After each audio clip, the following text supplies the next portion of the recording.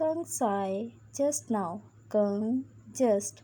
gānggāng just.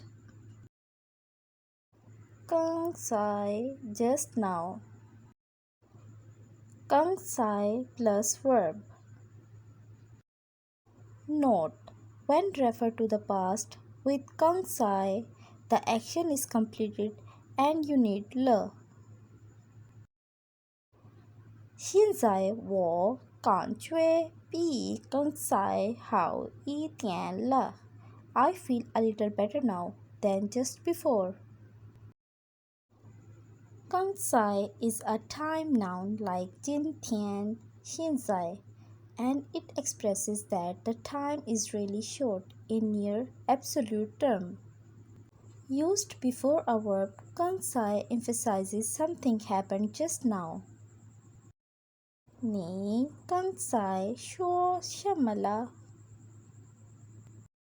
Subject plus 刚刚 or 刚 plus verb. 老板刚刚到办公室。The boss just arrived at the office. 他们刚走。They just left.